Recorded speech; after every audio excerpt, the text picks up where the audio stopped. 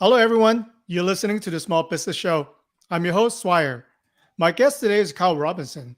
He's the co-founder, CEO of Rumble Studio. He is a startup that helps creator, agency, and brand to create podcasts 10 times faster and easier. I'm going to ask him more about that using cutting-edge voice technology. Rumble Studio is the first and only company to record a synchronous guest interview using conventional AI, which helps anyone to create audio content at scale, no skill required. Wondering what I just talked about? We're going to ask Carl more about that. Before that, welcome to the show. Hey, Swire, it's great to be on. Thanks very, very much for having me. We'll love to dive in deeper for you. For listeners who might not yet be familiar with you and your work at Rumble Studio, what should they know about you? I'm the, like you say, co-founder CEO of Rumble Studio. It's a startup based in Paris, in France. We've been around since September 2020, so still fairly young, raising our seed round this summer. So a pre-seed startup focused on making audio content creation 10 times faster, easier, cheaper, as you said. Rumble Studio, it's an asynchronous recording platform.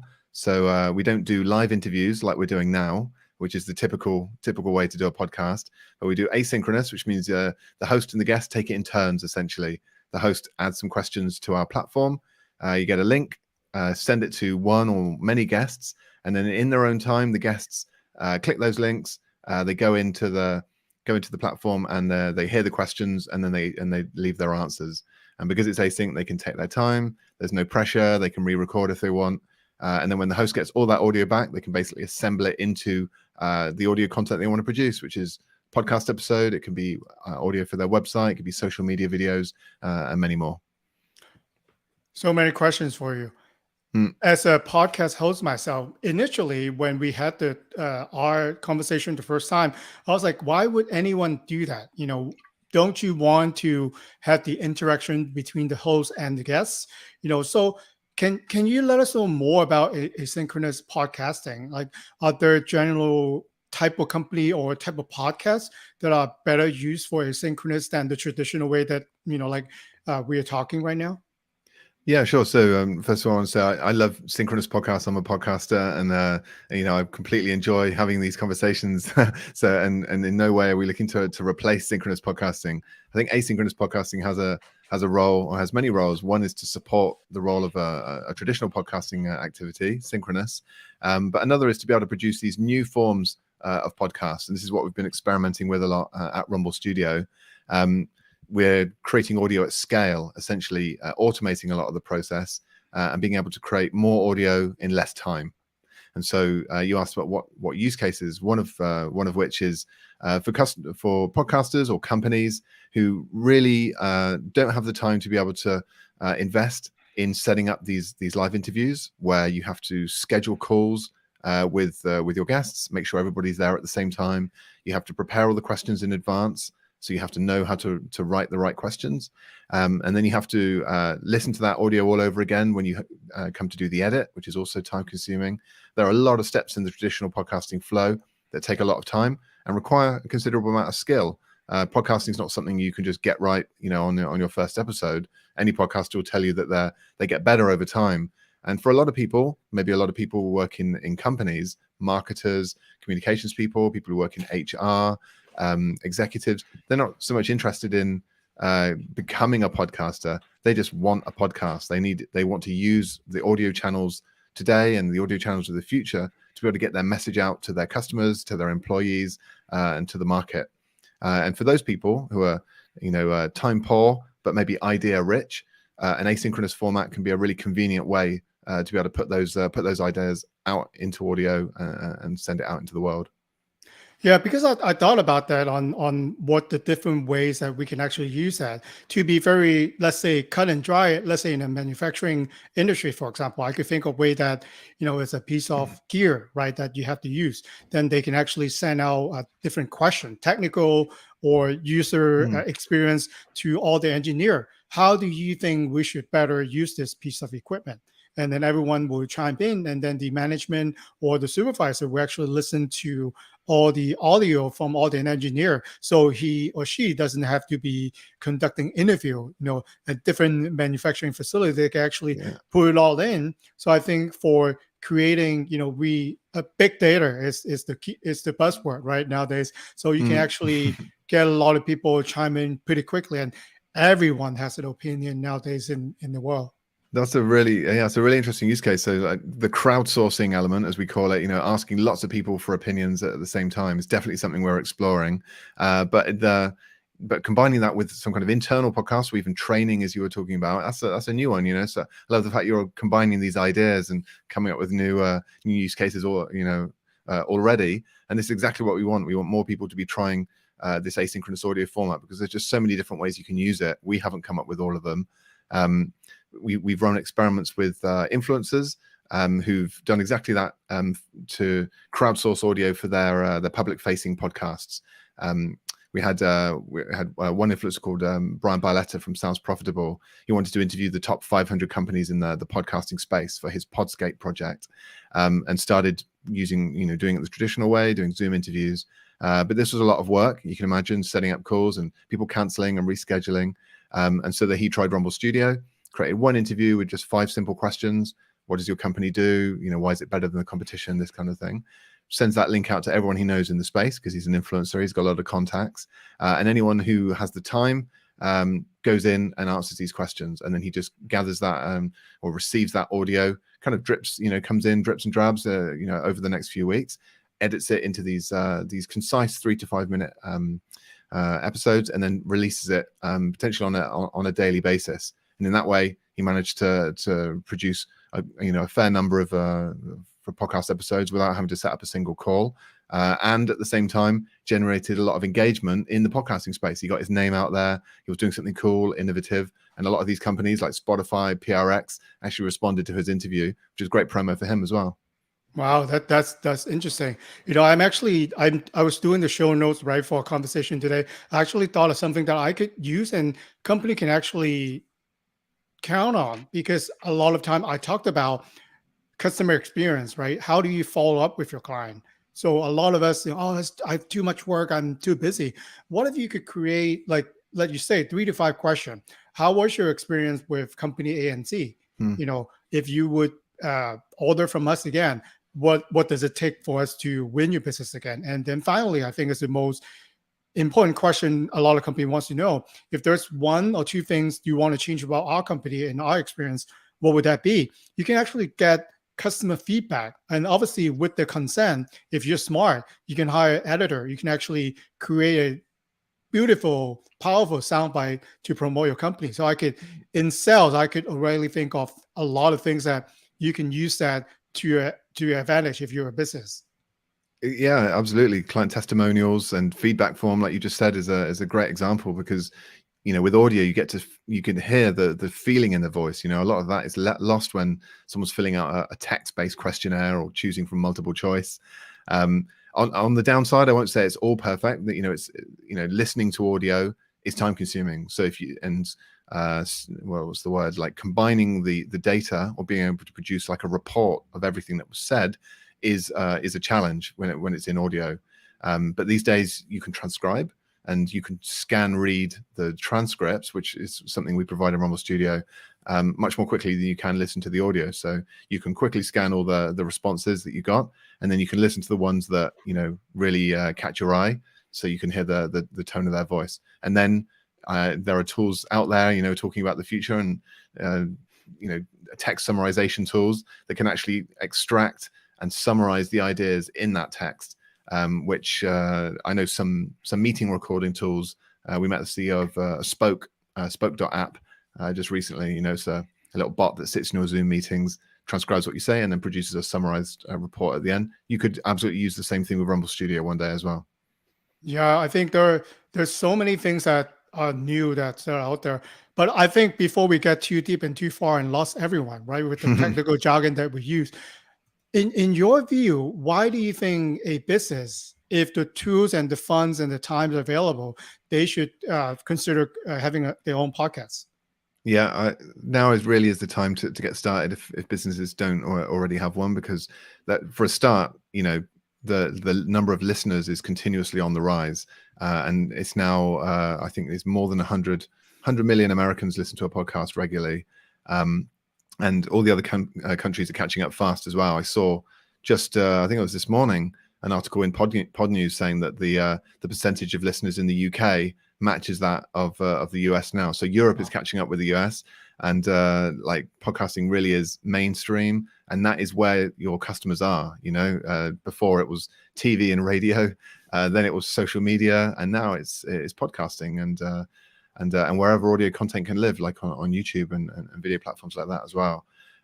It's a fantastic way to communicate ideas to your customers, because it's very intimate, so they can hear the tone of your brand through the hosts that you choose, through the jingles, the music, through the ideas and the topics and the guests and stuff that you interview, and it's a content medium that people listen to over a long period of time. They might scan an advert for a couple of seconds on social media or read a blog post for a couple of minutes, but with a podcast, they're sitting with it for half an hour or maybe more.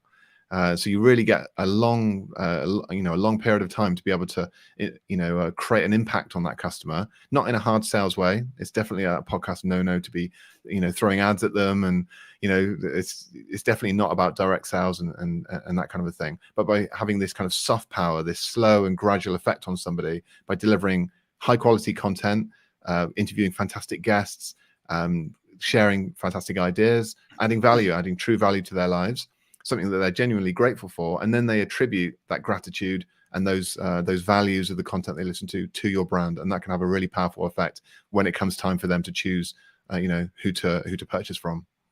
Yeah, I think one of the most important thing that a brand can do, especially if they have a long cycle process for sale, is to create case study. I am a buyer of Whoop, the fitness strap. So I actually listened to the podcast first, where they interview top tier athletes, coaches, influencers, and then different ways that they use the Whoop strap to improve their lives. So, and then I was sold, they don't even have to sell me ads, and I just go there and buy it. And you think about the different case study. And I think in the days that we're in right now, we don't really care what the company are saying right now. We value more other people think of them. How are people using it? You'd be surprised that a lot of people create their own so-called hack on a certain product. They optimize it, they change it. So if you're actually out there listening, I think doing those podcasts, if you are a company that really want to get better, you can actually learn a lot more from doing those episodes. Yeah, that's a really interesting point, actually, and I think there's a lot to be said for bringing your audience and your customer base onto your podcast as well. So they can share the different ways that they're engaging with your product as well. Like you say, like, a lot of creativity comes from the crowd. They're enhancing the products that you're selling. They've got opinions about your product, good or bad. But why not bring them onto your show? And Asynchronous can be a great way to do that. It can be a very low effort way to capture lots of customer voices and then choose the ones that you want to feature on your podcast. Yeah, wanted to ask you a deeper question about Asynchronous, because I actually are very intrigued by the more that I look onto it. I say, wow, this is good stuff. If you're able to do that, not only in asynchronous podcasting, there are also asynchronous selling and asynchronous communication. Can you touch on that a little bit more and guide us through? And I think this is actually a trend that I think we can go now. And then my thing is always to be do more with less, and this is always fit into that. Yeah, absolutely. Do more with less is exactly one of the main drivers for Rumble. It's just these, we haven't got time in the life to do everything we want. So the more efficient you can make things, the more you can achieve. But you're right. Like asynchronous, it's not a new thing. It's there's many different types of asynchronous tool out there. There's asynchronous meetings like Yak. There's and all the copycats as well, where instead of having live meetings with your colleagues, you can leave voice messages. And so you can listen to those voice messages when it suits you. And this is really great, when the world is on lockdown, thanks to COVID, or just now that the world has decided that a hybrid work model is actually more suited to them. And we don't want to be in the office every day. And actually we want to travel and work at the hours that suit us, so you're getting more and more of these hybrid and fully remote organizations with people all around the world in different time zones. And asynchronous makes sense for teams like those. It's not perfect. Like any technology, there's there's pros and cons to it. Nothing can really beat like a face-to-face conversation where someone is in front of you. You need to really get to hammer out some ideas. But as a way to share updates, to make everybody feel involved, included, informed, synchronized, asynchronous can be a really great tool. And that's just on the meeting side as well. There are many other examples.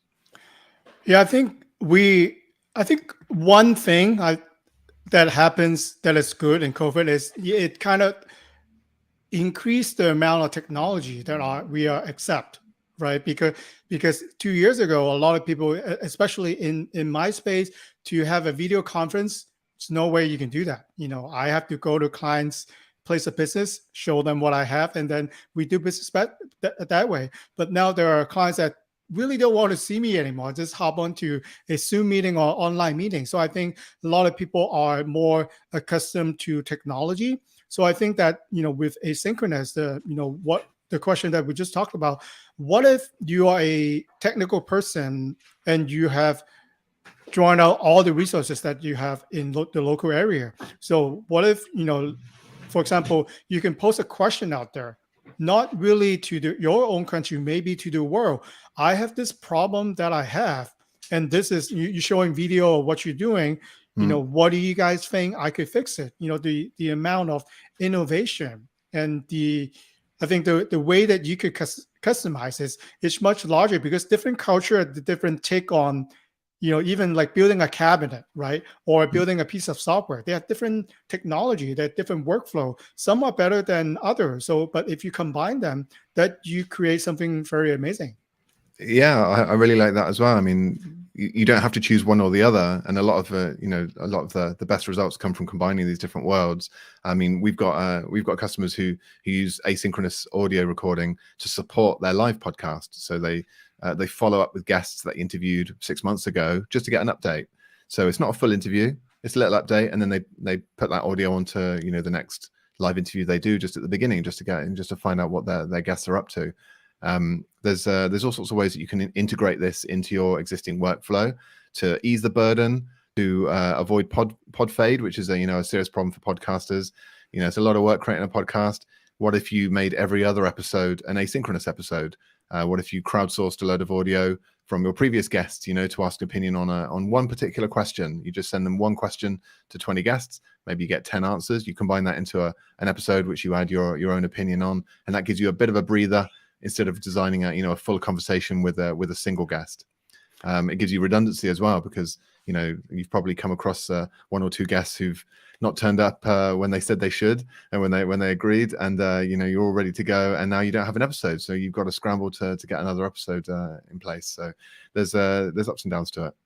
Yeah, I think that you make a really great point, and it does save you a lot of time. So this will be like very open-ended question. What makes you successful? What is one thing that you wish when you were like 20?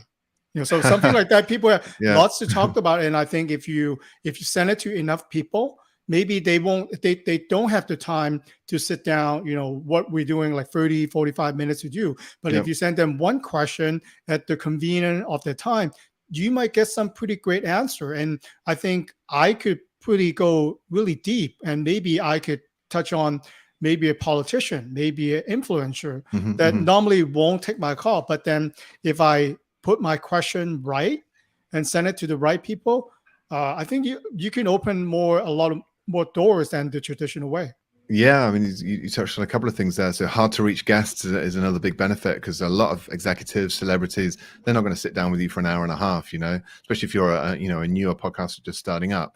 But you do have a chance to get them to answer one question whenever they feel like it, right? Like maybe they just stick that in their list, or it's their agent will say, okay, do you have 5 minutes to answer that one question? That means we can be on the show. Yeah, for sure. It's a very different animal to doing a live interview. Yeah, you got my head spinning right now. Like in sales, what I could already think of a way that's perfect for me, because a lot of time in my industry, promotional product, people ask me, what is the best promotional product I should buy? And then they expect an answer from me. So Mm, what if I use that question? I send it out to all the marketing manager across the world.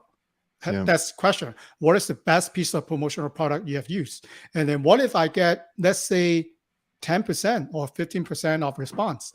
So then that will be post online. If you're wondering what is the best promotional product to buy, listen to this episode, with yeah. all this marketing director. Wow.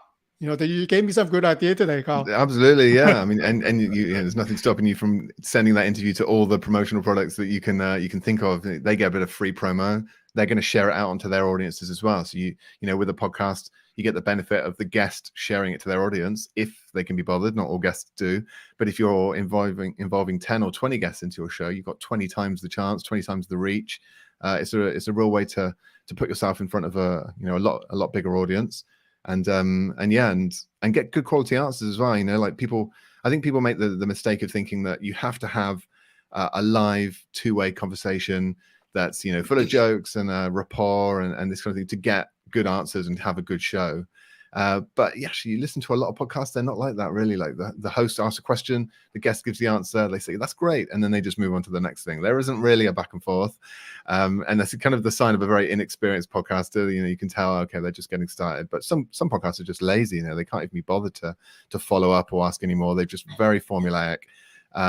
But at the same time, oh, this is an art. You can't touch podcasting. Like asynchronous, that's it's an abomination.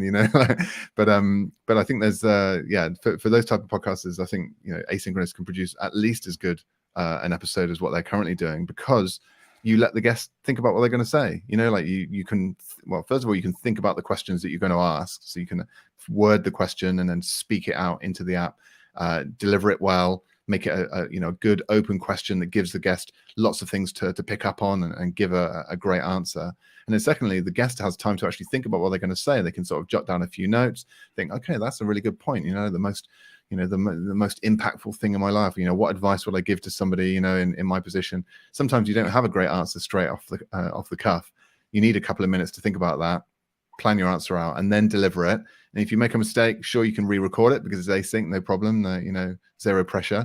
And so by the time the host gets those answers back, you've got clean audio with well thought out answers. And actually, it's a lot better than a lot of the podcasts out there, so there we go. Hey, for those out there that Carl just talked about, do your research. I think it gets better. Like my thing is I'm not smiling when I have conversation. So I have to remind myself constantly that you got to smile. Don't be a stone face. And I think what you just touched on is golden. You can actually create so much engagement with just, by having people has a voice to say. People want to be engaged, and a lot of times they think that they're talking to a wall, especially to a company in a bigger scale. What if people like to win stuff online? I see that every day. If you follow us, tag your friend, and we give you this gift. What if you using that? Actually, you're getting their feedback. We are still going to give you that gift. And it's a survey, and these are 3 questions that we would like to hear from you. Maybe you have suggestion for a company. Would you record that? Once you have those recordings, then we will send you the gift. Then you can actually, you get what you asked for. You get a lot of data, but then these will be very good insights that a lot of times I think survey is go to the point that it doesn't work anymore. When I get a survey with a $10 Starbucks gift card, I just click yes, and then I get my gift card. Sorry, but then they all look the same. But then if it gets your input, you actually get to think about the question and speak, your answer into it. Completely. I think people will actually be a lot more engaged. And wow, you actually gave me tons of good ideas in this episode. Excellent. Yeah, well, feel free to use them and let me know how you get on with implementing any of those. I wanted to say that in terms of the incentivizing for offering like some kind of a prize, we're actually doing that right now. Colleague Letitia, has set up the 100 episodes in 10 days challenge, which is quite an undertaking. I have to say, I was a little bit skeptical whether she's going to manage it or not, but she's doing pretty well. She's recorded quite a few episodes already, because she's defined 10 topics. She's looking for 10 responses on each or thereabouts. Set up 10 interviews on Rumble Studio, and it's basically like crowdsourcing answers to all these interviews and offering the chance to win an Amazon gift card as well, as an incentive to get people to come on and take part. Not that you'd need any incentive to try Asynchronous and promote your own podcast at the same time, but there we go. Well, then you can actually, with Rumble Studio, you can actually create your own PR department. So you can reach out for different feedbacks, and you can actually to get people's opinion on certain things. Maybe you're working on a research and you really want to say, maybe reach out to scientists that you normally don't have access to. But if it's an email, or you could find where they hang out, you actually get them engaged and go to the back landing pages, then they will actually if you get smart, then I could actually I'm spinning right now. Yeah, I mean, and you can leverage all your existing marketing channels as well, because like with a podcast, you have to book time with someone, so you have to use some kind of meeting booking tool, and then they have to turn up. That's very heavy. It's a huge commitment for someone's time, and they're only going to do that if they're absolutely convinced that it's worthwhile. But with Async, you can literally stick the link in an email campaign, which is something that we're actually doing. You can put it on social media. You can stick it in, in the comments of YouTube. You can put it anywhere that you can put text. You can invite someone to take part in your interview.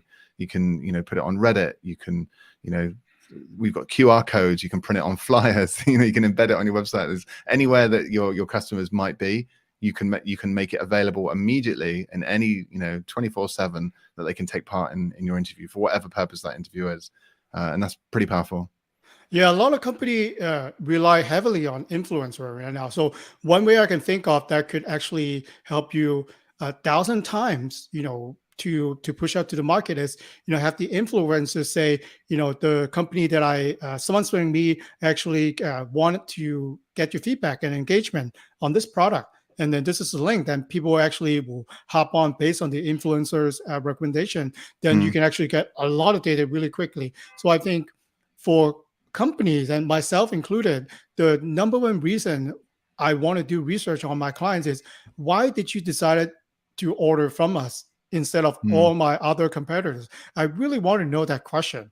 What if today I create a question, I send it to all my existing customers?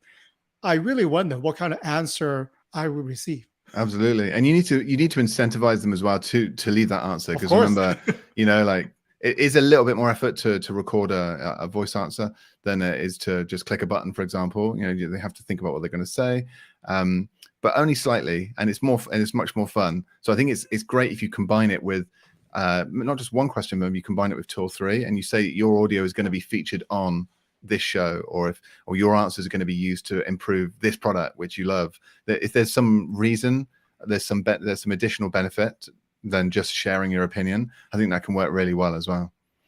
Yeah, a lot of time you sound so much smarter if you're quoting someone in a higher status than you are. For example, we like to quote doctors. We like to quote, politicians. Things that people like sound bites. They like the quote of the day. If you could get those in your database, because once they send you all the data, you actually have that available to you. So maybe in this quarter you don't need those as audios. Maybe in further down the line you can actually combine them, store them in the right place, and you can access them and create your own database. So I think this is limitless, right? You whenever you want to do something else, you have more on top of the ones that you already have. That's a really interesting point, actually, because one of the things I am hoping for Rumble is that because people are more and more asking voice assistants for answers. You say Google how tall is the Eiffel Tower or something, but people are also asking about companies, right? Then they might say who is the CEO of Salesforce, or what does Salesforce do, for example, could be a good question. And now right now you'll get Google reading off Wikipedia or some other blog, but really Salesforce should have their own answer to that question that should play. and that should be in the voice of the CEO. Like, it should be the authentic voice of Salesforce answering that question and any other question about Salesforce as well. And so, describing your kind of audio FAQ idea, you've got quotes from the CEO talking about their company or talking about the industry, available on demand through a voice interface, no need to press a button, and anyone anywhere can just ask the question out loud and actually hear from that brand straight away. And I think that's definitely going to be part of the future, because people want information in the most effortless way possible, but they also want authentic information that they can trust and that they can enjoy. And I think brands more and more will cotton on to this idea and start producing more audio in order to respond to that demand. Mm-hmm.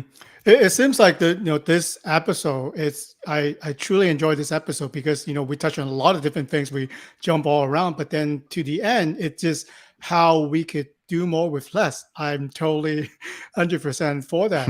And I know that you read on to a lot of audio technology, and then you mentioned that our audio consumption had changed by voice technology. You mentioned Alexa, you mentioned Google. So what else do you see out there that are changing the way that we consume our content right now?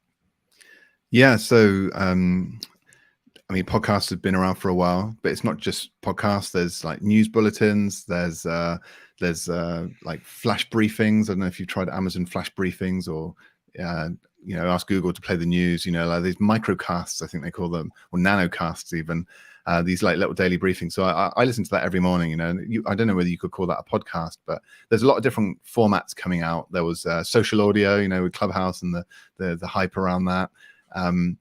But in all of these, I think there's a common thread that people like consuming information, content, music, news, etc. through audio. And there's just more and more ways, thanks to technology, that people are able to do that. And I think voice interfaces and all the AI technologies that make them possible are just adding to this. And that trend is just going to continue. I think synthetic audio is going to continue to rise. So that means synthetic voices, synthetic music, things that are produced using AI to enhance voices or to transform accents or speech, these kinds of things. I think the whole synthetic trend is just going to keep continuing. I think people are more and more accustomed to listening, to consuming synthetically, synthetic content in general. I think we see it on Netflix. We see it, in visuals, and more we're going to see it in sound as well. So when I say that, I'm talking about synthetic voices, like completely synthesized voices, but also talking about voice clones that come from people. And I'm talking about voice enhancement or augmentation. So just to improve a person's live voice, for example. So I think we're going to see a lot more of that in the audio content that we're producing, because it's possible to create it programmatically, like at scale. It's more efficient to be able to do it. It can be more engaging. It can be a way to reach audiences that you might not have reached before. And I just think it's cool as well. I think people like to be able to change themselves, to enhance themselves in different ways, adding makeup, different hairstyles, different clothes. They do the same thing when they're in the virtual world. People are talking about the metaverse. And so when you're in the metaverse, do you really want to sound like you, or do you want to sound like the cool you wish you were? Everything else about your avatar is kind of an exaggeration of the person you want to be. So why not your voice as well? And there's companies like Voice Mod. I did an interview with them a while back that do all these cool voice changing apps for people in video games. And I think that's just going to bleed over into the world of VR, AR, metaverse, all that stuff. And it's become more and more mainstream over time. Yeah, this is very interesting stuff, and you touch on so much, and I got a lot more read up and study to do. For a listener who wanted to reach out to you, Carl, to learn more about Rumble Studio and to chat about asynchronous podcasting, what would be a best way to reach out to you? Yeah, any listeners can reach me directly at carl@rumble.studio. It's Carl with a C at rumble.studio. You guys can check out the website, rumble.studio. We've got a newsletter. We've got a podcast, of course, called Audio Leads. And we've got a fantastic lifetime deal coming up as well, July 26th. I can't say more than that, but watch this space. Check out the website. If you want to try Rumble Studio for free, you can create an account right now at rumble.studio. And if you like it, you can sign up immediately, or you can wait until July 26th when you can buy this this lifetime deal at a massive discount. So just a heads up there. Oh, thank you so much, Carl, and truly enjoy our conversation today. Likewise, yeah. Thanks a lot, Swire. It's been really a lot of fun, and I hope to be back. All right.